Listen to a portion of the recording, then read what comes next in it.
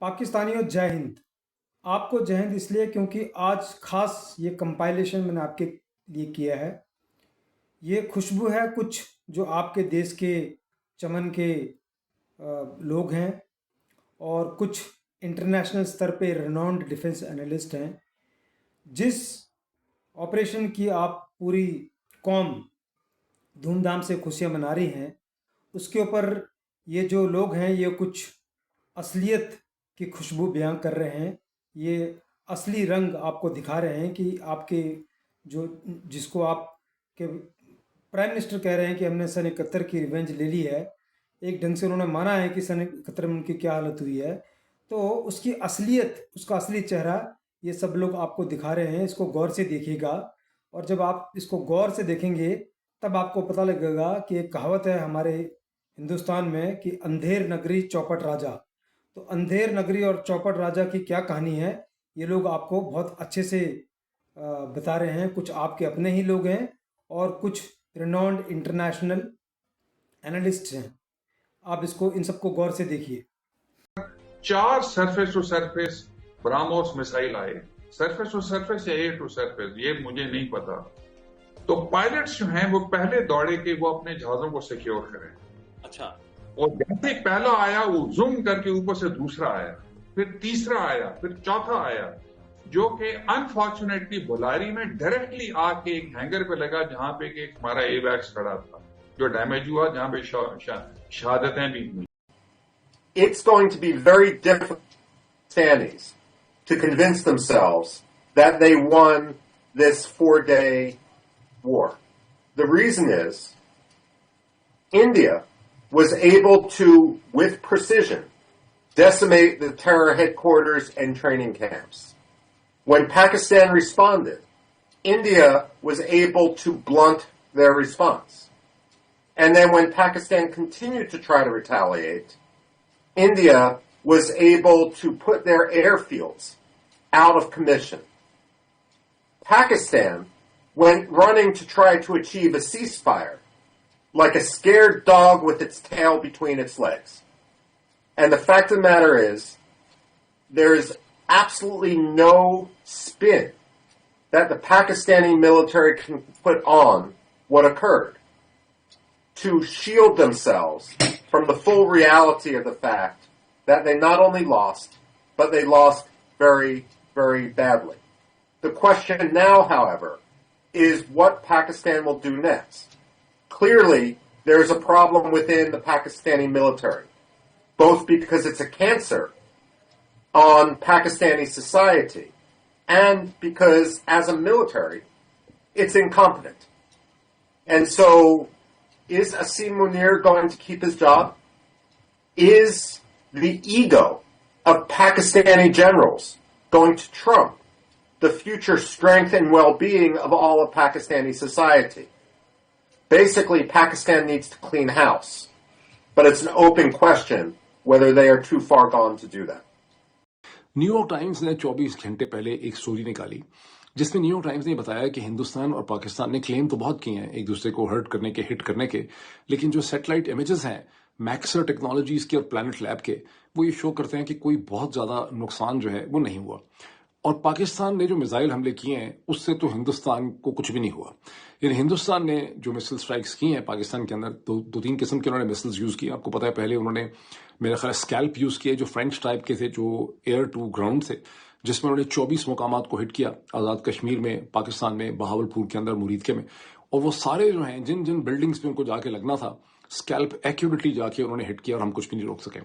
उसके बाद उन्होंने ब्राह्मोस यूज किए जो रशियन और इंडियन ताउन से इश्तराक से बने हैं, और उन्होंने जहां जहां वो मारना चाहते थे खासा प्रिसाइजली उन्होंने हिट किया। और पाकिस्तान ने किसी किस्म के सैटेलाइट इमेजेस नहीं दिखाए, जबकि हिंदुस्तान की आर्मी, एयरफोर्स वगैरह ने अपनी ब्रीफिंग्स में वो सैटेलाइट इमेजेस दिखाए।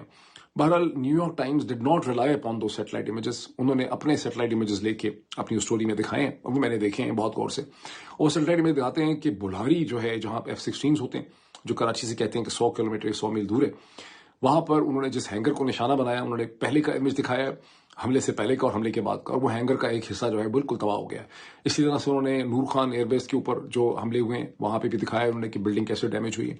फिर उन्होंने जो रहीम यार खान में हमला है वो भी दिखाया। तो जहाँ जहाँ उन्होंने 3 या 4 इमेजेस उन्होंने दिखाए हैं जहाँ रनवेज जो हैं वो इंटरप्ट हो गई हैं, जबकि पाकिस्तान साइड से ना तो कोई दिखाए गए हैं सैटेलाइट इमेजेस, और फिर उन्होंने उधमपुर के एयरपोर्ट पर जहाँ पाकिस्तान ने कहा कि हमने सब कुछ डिस्ट्रॉय कर दिया है, सारे नाकारा बना दिए हैं, ये हमारी स्टेटमेंट थी, मैं भी दोहराता रहा हूँ पाकिस्तान के पीछे पीछे, वो उन्होंने दिखाया कि उधम एयरपोर्ट के पहले के इमेज और बाद के इमेज हैं 12-13 मई के, और उधम एयरपोर्ट को किसी किस्म का कोई नुकसान उसके रनवे को नहीं पहुंचा। अब इसका क्या मतलब है? इसका मतलब है कि पाकिस्तान ने जो मिसाइल मारे हैं उनका इम्पैक्ट नहीं हुआ, वो एक्यूरेट भी नहीं होंगे, और ये कंप्लेन पहले भी थी कि मिसाइल हमारे एक्यूरेट नहीं है, तो उससे कोई खास नुकसान नहीं हुआ। अब ये वो बेसिकली सच है जिसको बोलने पे यहाँ पे हमारे यहाँ साइबर क्राइम के इल्जाम जो है लग जाते हैं। Pakistan's decision to fire ballistic missiles at India too in this case. What do you think of that? How irresponsible that behavior is, considering both India and Pakistan are nuclear powers? This clearly could have been mistaken as, some sort of a attempt at escalating this further. Pakistan has threatened this again and again. The nuclear element is always there every time India and Pakistan go head to head. How irresponsible was that?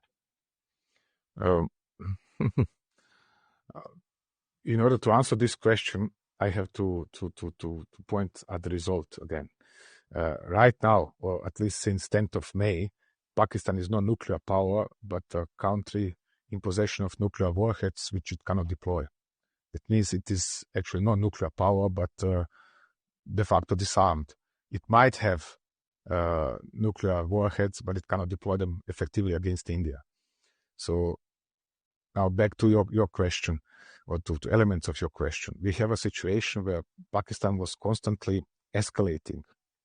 India has clearly made it clear, and that crystal clear, that just like during the Balakot affair in 2019, that it is only after terror camps, and it is targeting only terror camps, even if knowing that these terror camps are actually also camps of the Inter-Service Intelligence Service of Pakistan, which is a military intelligence service, including military personnel. So when India hit these terror camps, it has also hit members of the Pakistani armed forces, as obvious also from funerals on which martyrs, jihadists, trained and commanded by the Inter-Service Intelligence, were buried, but with full ceremony and on a funeral sponsored by the Pakistani state, and in full presence, in numerical presence of Pakistani armed forces.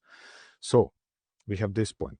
The things cooled down then, and now again the same thing is. You do admit, sir, that Pakistan has had a long history of backing and supporting and training and funding these terrorist organizations.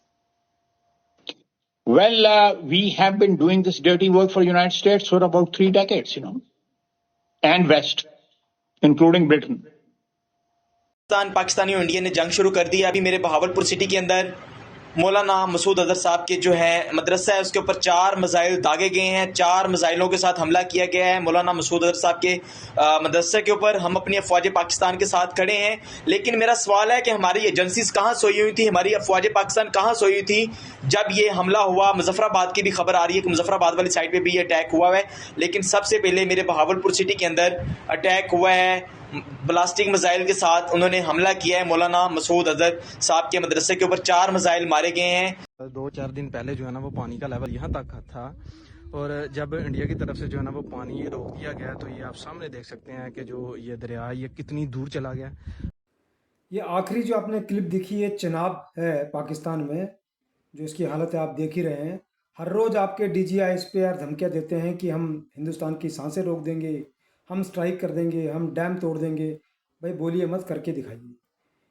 आपका जो भी इतिहास है, इतिहास में एक बार तो जो आप कहते हैं वो करके दिखाइए। हम तो इंतज़ार कर रहे हैं कि आप एक बार तो जो बोल रहे हैं वो करके दिखाएं।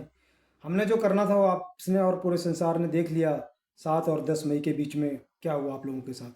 हम आपका इंतज़ार कर रहे हैं, आप करिए एक बार, फिर हम देखेंगे कि उसका भी आपको क्या हम जो है मज़ा चखाएँगे। एक कहावत है, या इसको शेर बोल लें पाकिस्तान के लिए, कि बर्बाद गुलिस्तां करने को एक ही उल्लू काफ़ी था, अंजाम गुलिस्तां क्या होगा जब हर साख पे उल्लू बैठा है। तो ये जो है आपके लिए, आपके समाज के लिए, आपके लिए, देश के लिए ये एक बड़ी जो है अप्रोप्रिएट शेर बोल लें, कहावत बोल लें, वो है। और हमारे यहाँ एक बहुत पुरानी जो है हम पंक्तियाँ दोहराते हैं और बोलते हैं कि चिड़ी नाल बाज लड़ावां, सवा लख नाल एक लड़ावां, ताही नाव गोविंद सिंह तरावां। तो ये हमारा खून है, ये हमारा इतिहास है, ये हमारा कल्चर है। आप इसको देख लीजिए, आपने ये सारा कुछ देख लिया। आपके पास अगर ऐसा कुछ है जो कोई इंटरनेशनल लेवल पे जिन्होंने आपके जो भी आपने ऑपरेशन किया, जिसकी आप जो है इतनी पुरजोर आप अपनी चेस्ट थम्पिंग कर रहे हैं बैठ के, और आपके जो है वो फील्ड मार्शल भी हो गए हैं, और पता नहीं जो है कितना आप उसको सेलिब्रेट कर रहे हैं।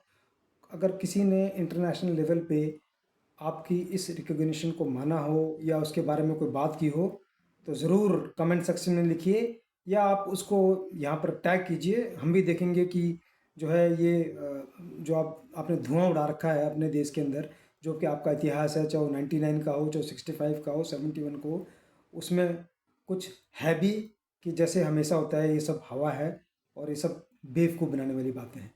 जय हिंद।